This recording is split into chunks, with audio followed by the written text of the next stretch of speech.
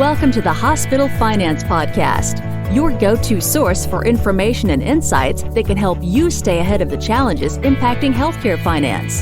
And now, the host of the Hospital Finance Podcast, Michael Passanante. Hi, this is Mike Passanante, and welcome back to the award-winning Hospital Finance Podcast. Illuma Care recently released an analysis that looked at whether or not involving multiple physicians during an inpatient hospitalization prolongs the length of stay. To share the findings of this analysis, I'm joined by LaBorde, CEO of Illuma Care. GT, welcome to the show. Thank you, Mike. GT, why don't you start out by telling the audience a bit about Illuma Care and what you do there? Well, we work with health systems to collect both clinical and cost data in real time. So every order for every medication and lab and radiology test, along with every day updating the wholesale cost of those medicines, for example, to those health systems, so that we can tell physicians in real time what every one of those orders costs. And we can also, because we know every order, every provider in the hospital, and what they order and how they order, and ultimately how sick those patients were, what disease category they were in. We can also sort of profile the behavior and the practice patterns of those physicians to see which ones kind of spend the most, or are the most efficient, and are the least efficient, and so forth. And as a business, we have a way of in real time kind of coaching them and nudging them to more efficient care. Excellent, and obviously, as part of what you do, you get access to a lot of different data points, which I think led to the analysis that you did. So why don't you tell us a little bit about that analysis and what specifically you were looking for? Very often we think that getting a second opinion in medicine is a good thing, right? That the more heads you can have, the more sort of clinical brains you can have on your case, the likelier you are to have, a good outcome, or to get the quote unquote right answer. And in healthcare, what we see a lot of, particularly someone that stays in the hospital for several days or longer, is that you have these handoffs from one provider to another, or the involvement of lots of different providers on the case. And that may be a hospitalist who may rotate off of their 7 days on and hand off to a colleague who takes over in the middle of the case. It could be that hospitalist might consult other specialists on the case. He might bring a nephrologist or an oncologist or whatever, depending on the underlying diseases.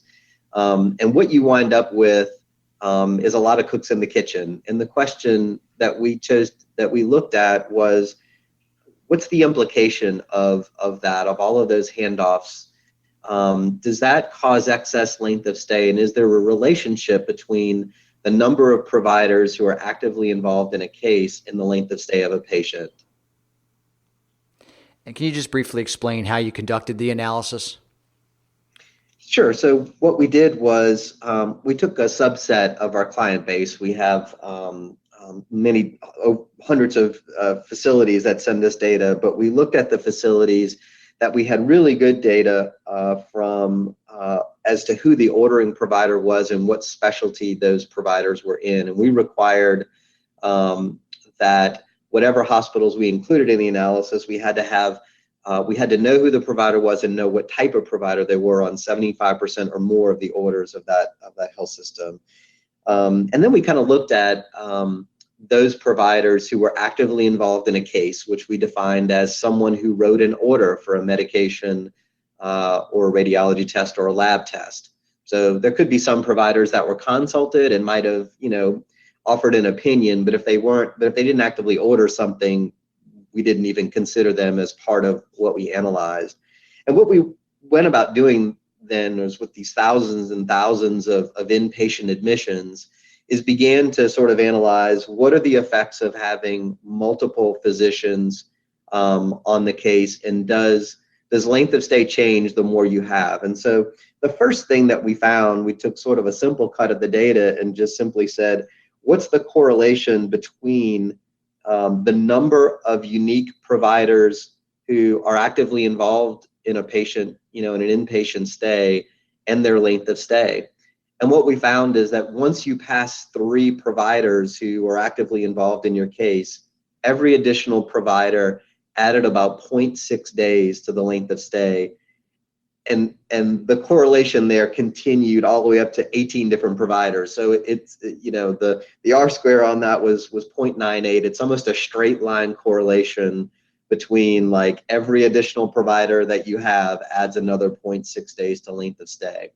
So it was pretty amazing to see that tight of a correlation before we began risk adjusting or any other methods. Yeah, so the short story, when you looked at the results, was more doctors, longer length of stay, and I think the second point that you made in the study, which is maybe the natural go-to for a lot of people, is hey, a sicker patient's just going to require more consults, more doctors will be involved, and so you have to adjust for risk. But you basically found that was the same story. There was really no change there as well. Isn't that correct? You're right. So the way that we risk adjusted is that we said, okay, well, let's not look at things so broadly. Let's compare patients in the same DRG. So as you and your audience probably knows, DRGs have been a 40, 50-year experiment by CMS to classify patient admissions into ones that are roughly similar outcomes, and each one of those have a published geometric mean length of stay. There are about 900 disease categories that those fall in, and so we looked at the data and said, let's only consider those DRGs for which we have at least 100 admissions in each one of the hospitals that we were doing analysis of, so that we didn't allow smaller numbers of admissions to kind of skew the analysis, and then let's compare patients within a DRG that had 1 provider on the case, and then 2 providers, and then 3 providers, and so on. So the question became, if you controlled for acuity by using DRG, is it still the case that the more providers you have, the longer you stay? Presumably a patient in a DRG, say heart failure without complications and comorbidities, within that category, there shouldn't be a reason for one patient to have 5 providers and another to have 15. They're roughly similarly, sick and, without other comorbidities. So when we use that as a way of risk adjusting, we found this correlation continue to exist. It didn't really begin linearly until you exceeded 5 providers. But once you hit the 6th provider and on, and we had patients all the way out to 40 different providers, we saw the same linear relationship. So as you add another provider, you are adding length of stay, even controlling for how sick patients were. We kind of looked at this a different way too, Mike. We also considered, well, is it a function of how many other subspecialists you have on the case? So is it, presumably really sick patients would have a nephrologist and an oncologist and, multiple subspecialties on the case. And not just a hospitalist or 2 or 3 or 4 hospitalists, for example, who are handing off to one another. And so that was another way to sort of control for how sick patients were, by looking at the number of non-generalists, if you will. So we looked at hospitalists and we looked at how many other non-hospitalists were on the case. And we sort of said, if you had 5 different providers, but 3 of them were hospitalists, we're only going to consider that like two others, if you will, 2 subspecialists. And even when we controlled for the number of subspecialists on the case, we said, okay, well, what about patients that have, that have only 1 other subspecialist or 2 other subspecialists or 3 other subspecialists? It turns out even all the way up to 7 other subspecialties, it's still the case that the more of those you have, like if you have 2 oncologists, or 3 oncologists on the case, it adds incrementally, linearly to your length of stay. So it's a relationship that no matter how we tried to sort of explain it by patient by patient acuity, the relationship, the correlation still existed, that it's really it's a bad thing, if you will, all of the things being equal, to have physicians handing off to one another in the case. And it sort of makes sense to us. Like, every time a new provider comes on the case, it's almost like a new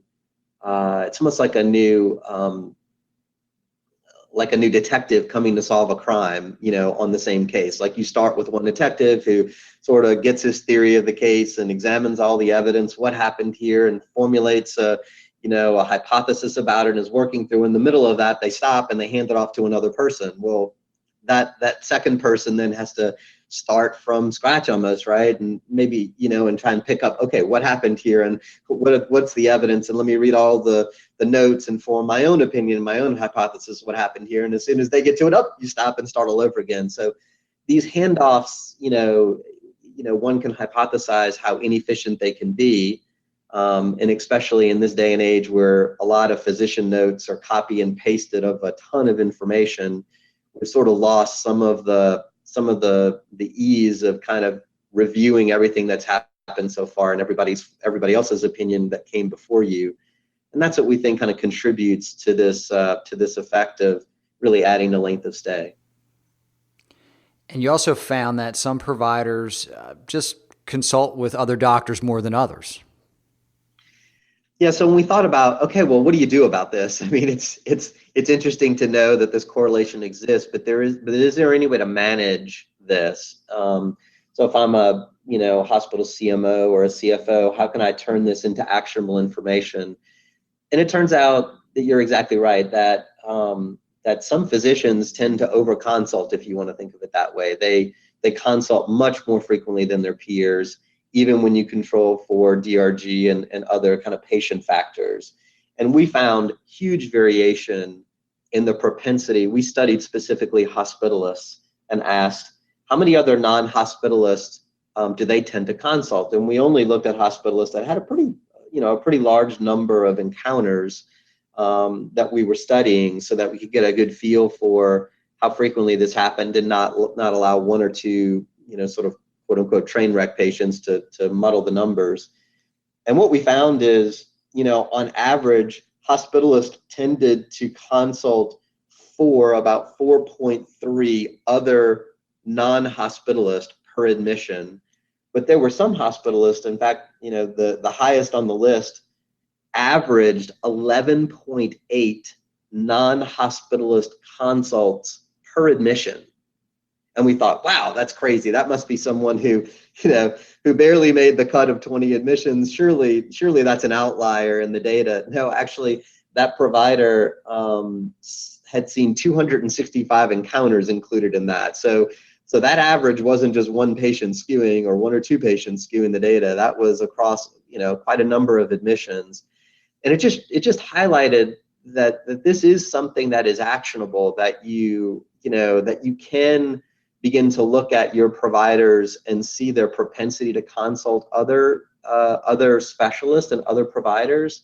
And they probably have no idea. They may think either they're practicing defensive medicine or they're quote unquote covering all the bases, but it really does have a negative effect on length of stay. And we know that the longer you stay, it's not just more expensive for the hospital. You increase the iatrogenic risks of patients potentially getting infections or other complications as you extend their length of stay really unnecessarily. And so it is something to begin to manage and to think about and to measure kind of this consult rate, the propensity of your generalist to consult other specialists in the hospital. GT, what do you think the implications of this data are going forward? I guarantee that I have never met. I mean, I've been in the healthcare technology business for about 21 years now, and measuring outcomes and behaviors and so forth. And I've never met a CFO or anyone kind of at the C-suite who even measures this, who could even tell me who are the doctors who tend to overconsult in your hospital. Like, generally a CMO would know one or two kind of the worst offenders at that, but it's not something that they manage, it's not something that they measure or manage to. So we are kind of, as a result of this analysis, are starting to look at that for our own clients.